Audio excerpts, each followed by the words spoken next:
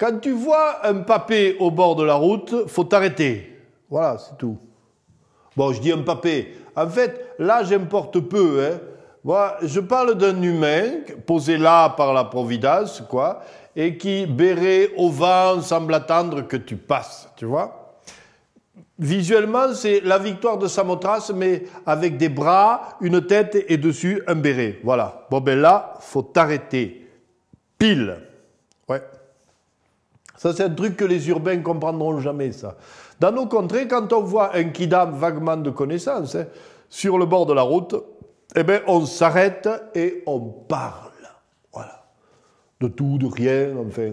Essentiellement du temps qu'il a fait, du temps qu'il fait, et puis, avec des airs de conspirateur, de celui qu'il pourrait bien faire le lendemain. Ouais, ouais. Bon, la plupart du temps, on tombe d'accord pour dire que de toute manière, hein, on verra bien ce qu'il fera comme temps et que on fera avec parce que on peut rien y faire et que tant mieux parce que sinon ça serait le bordel. Bon, voilà. Mais par politesse, on expédie après aussi les nouvelles de la famille, tu vois. Et quand on a fait tout ça, l'âme légère, on peut commencer à se dire des trucs à demi-mot. Des allusions politiques, des sous-entendus sur les employés municipaux, des clins d'œil sur ceux qui ne sont pas là. Et comme on n'est que deux, ça fait quand même beaucoup de monde sur qui on peut causer. Voilà, c'est comme ça. Hein. C'est comme qui dirait une règle de politesse, d'arrêter sa bagnole là, au milieu, et de se planter pour parler. Voilà. Ouais, je dis au milieu parce que le léger problème de nos routes, hein, de nos routes de montagne, c'est qu'il n'y a pas de bas-côté. Alors, on ne peut pas se garer. Hein. Alors, on met la bagnole là, au milieu, et on coupe le contact. Et on se met à la fenêtre et on parle. Alors, forcément, l'immatriculé en Île-de-France ou au Danemark, quand il passe par là, il ne comprend pas. Il comprend pas. Il croit qu'il y a un problème, un accident, une manif, un contrôle des douanes. Alors, il attend. Pas longtemps, hein. Oh non, pas longtemps, parce que l'urbain n'est pas patient. Oh, en tout cas, pas en bagnole, quoi, pas en bagnole.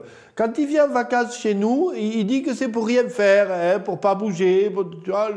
Bon, mais dans l'habitacle de sa Clio, oh mon vieux, mais c'est un grand fauve, hein, c'est impatient, très impatient, ça, oh oui.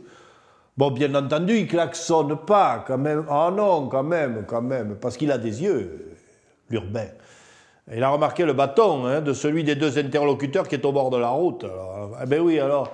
Mais enfin, il y a quand même quelque chose qui marque son impatience. C'est pas discutable, ça. Difficile de dire quoi.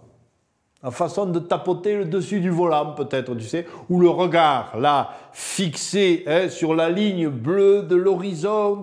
Pas bon, c'est pas bon. Alors, du coup, ça nous coupe la discussion. Ouais, de sentir l'impatience, ça coupe la discussion. Hein, pas que ce soit un reproche, hein, mais de venir se garer là, juste derrière la zone de papotage, c'est presque incorrect. Voilà. Il serait préférable de rester à 100 mètres, hein, histoire de respecter la ligne de confidentialité comme à la poste. Ça peut se comprendre quand même. Hein, bon. Et comme la discussion elle a été coupée par cette présence gênante à l'arrière, forcément, il faut la reprendre là où elle était. Et c'est plus long. D'autant plus que parfois on ne sait pas où on en est, alors qu'on doit tout recommencer à zéro. Voilà. Bon, enfin, on n'est pas des sauvages. Oui, mais on sait qu'on doit les laisser passer cette voiture de touristes. Voilà. Ne fût-ce que pour encourager le dit tourisme, bien sûr. Bon, alors on remet le contact, on se dit au revoir. Enfin, on commence. On commence parce que c'est quand même assez long la séquence de le revoir hein, en bord de route comme ça. C'est parce que c'est à ce moment-là, tu sais, qu'on se souvient des trucs qu'on avait vraiment à se dire. Voilà. Le problème, c'est que la première est enclenchée, la voiture bouge, derrière, il y a l'urbain qui a les yeux qui lui sortent de la tête. Toi, tu termines ta phrase, la tête en dehors de la vitre, comme ça, la bagnole, tordue comme c'est pas possible, tu sais, à cause du bras que tu as voulu sortir aussi. En fait, t'es comme ça. Bon, alors du coup, tu vas pas vite. Ben, tu vas pas vite comme ça, sinon c'est dangereux, quoi. Alors, ça prend le temps que ça prend. Souvent longtemps. Enfin, au fond, ça ne change rien, vu que tu sais que normalement, celui qui est derrière, lui aussi, il doit s'arrêter pour faire la causette avec le papé. Voilà, c'est tout. Sauf que celui qui est derrière, c'est un urbain. Et l'urbain, il ne s'arrête pas. Tu comprends ça? Il ne s'arrête pas. Tu te rends compte qu'il ne passe pas par la case Cosette. Alors là, si ça se trouve, il n'a même pas salué le papé. Alors qu'est-ce que tu veux? Ça, c'est cruel. Hein? Mais de voir ça dans le rétroviseur, la plupart du temps, c'est une émotion qui paralyse le bras droit. C'est comme ça. Ça paralyse le bras droit, alors tu ne peux plus passer les vitesses. Alors tu restes dans celle où tu es, la première. La première. Pendant 12 km, tu ne peux pas passer la première. Tu es la seconde. Tu es là. Bon, voilà. Hein? Et sur les routes où tu ne peux pas te garer, tu ne peux pas non plus dépasser. C'est comme ça, c'est mécanique. Hein?